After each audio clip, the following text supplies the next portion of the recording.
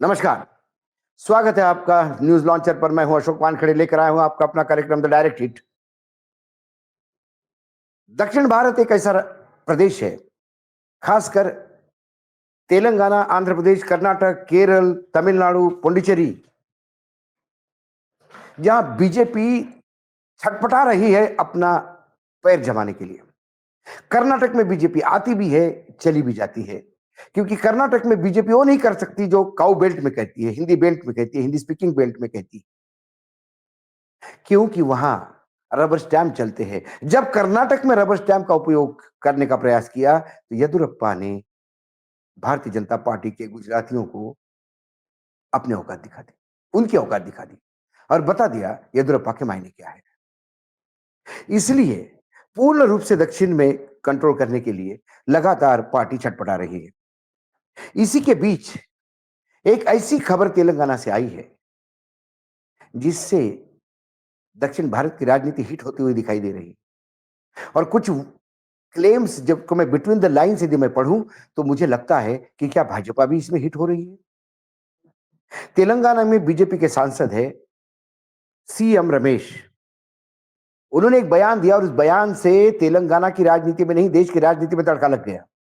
BJP सांसद ने दावा किया कि बीआरएस के नेता केटीआर, यानी केसीआर के बेटे केटीआर ने पार्टी की बीजेपी के साथ गठबंधन और विलय की पेशकश की है। इस पेशकश के तहत उन्होंने एक शर्त भी रखी है। हालांकि केटीआर ने बीजेपी सांसद के तरफ से किए गए वादों का खंडन किया। बीजेपी सांसद के बयान ने तेलंगाना की राजनीति में हलचल मचा दी। सांसद ने दावा किया कि बीआरएस के नेता ने पार्टी में बीजेपी के विलय की पेशकश की थी। तेलंगाना में बीजेपी के सांसद रमेश ने आरोप लगाया कि भारतीय राष्ट्र समिति बीआरएस के कार्यकारी अध्यक्ष कलवन कलवंकुतला तारका रामाराव यानी केटीआर ने बीजेपी के साथ गठबंधन की बात की है। बीजेपी के सांसद रमेश ने आगे दावा किया कि केटीआर ने बीआरएस का बीजेपी के साथ गठबंधन या विलय की पेशकश की थी। उन्होंने इस पेशकश एक शर्त भी की थी कि उनकी बहन कविता और अन्य के खिलाफ चल रहे ईडी और सीबीआई की जांच रोक दी जाए। बीजेपी के सांसद रमेश ने केटीआर को चुनौती देते हुए दावा किया कि क्या केटीआर भूल गए कि वह दिल्ली उनके घर आए थे। यह सीसीटीवी में रिकॉर्ड है, मैं इसे मीडिया के साथ शेयर कर सकता हूं। क्या उन्होंने कविता और अन्य के खिलाफ ईडी सीबीआई जांच रोकने के लिए नहीं कहा था और एचएम ने गृह मंत्री से बात करने के लिए नहीं कहा था? क्या उन्होंने यह नहीं कहा था कि अगर जांच रोक दी गई तो बीआरएस का बीजेपी में विलय हो जाएगा?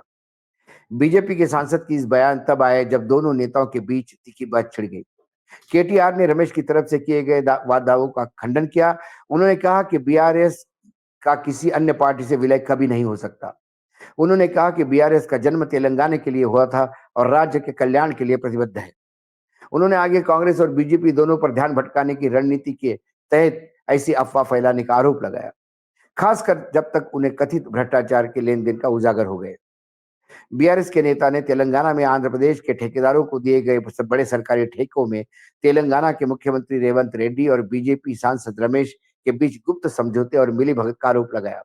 साथ ही उन्होंने सीएम रेड्डी और बीजेपी सांसद रमेश को चुनौती देते हुए इन स्कैम पर पब्लिक के सामने डिबेट करने के लिए कहा है। हालांकि बीजेपी सांसद ने रमेश ने केटीआर की तरफ से लगे सभी आरोपों को खारिज कर दिया।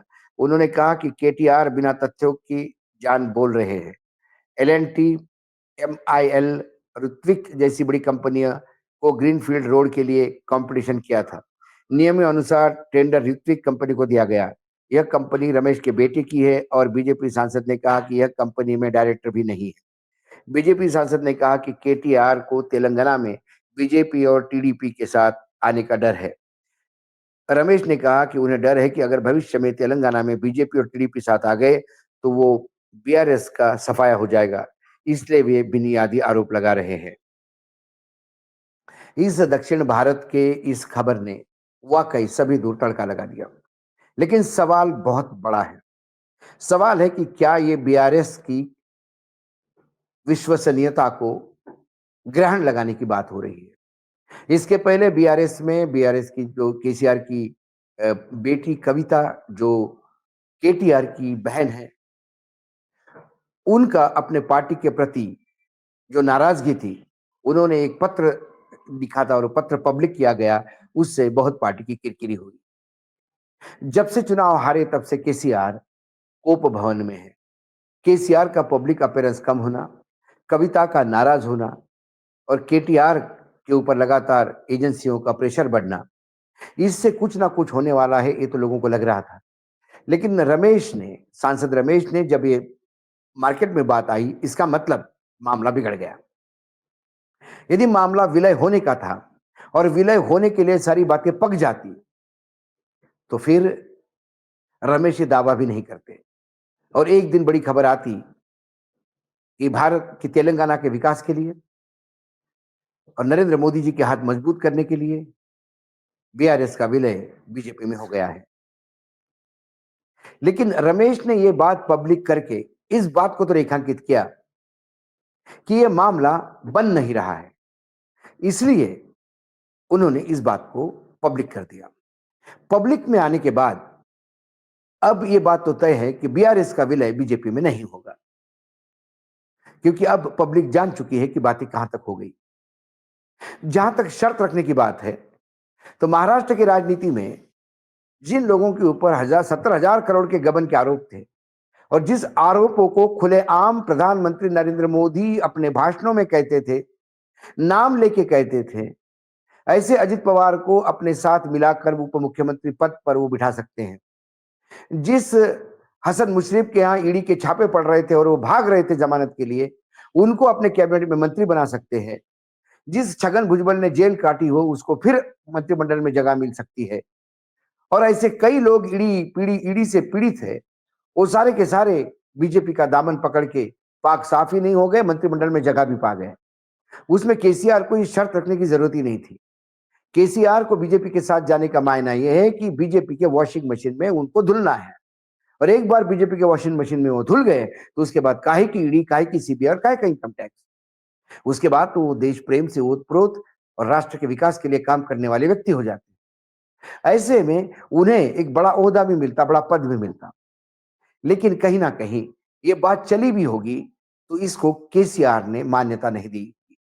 केटीआर ने टटोला होगा, हो सकता है अपने लेवल पे, लेकिन ये मामला मिसफायर हो गया, बीआरएस की तरफ से मना किया गया होगा, इसीलिए रमेश ने फ्रस्ट्रेशन में आके ये मामला पब्लिक कर दिया। और एक बार ये मामला लोगों के बीच में आ गया तो फिर अब विलय बहुत मुश्किल लगता है।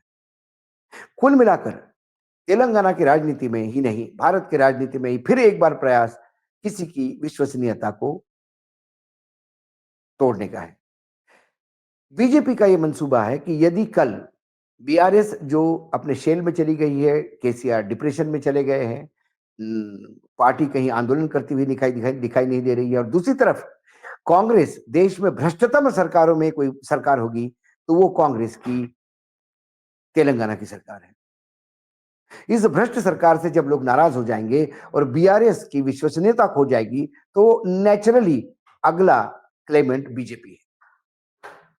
और वैसे भी बीजेपी के इतने स्लीपर सेल बीजे कांग्रेस में बैठे हुए हैं कि उन्होंने तेलंगाना में जीती हुई बाजी कैसे हारनी चाहिए, ये बेहतरीन उदाहरण लोकसभा का है, जहां बीआरएस से रिजेक्टेड लोगों को कांग्रेस ने लोकसभा का टिकट दिया और अपना डिपॉजिट जब्त करवाया, और जो जिताऊ उम्मीदवार थे उनको हाशिए पे रख दिया, क्योंकि कुछ दिल्ली के लोग चाहते थे कि तेलंगाना में कुछ लोग बीजेपी के चुनाव जीत के आए।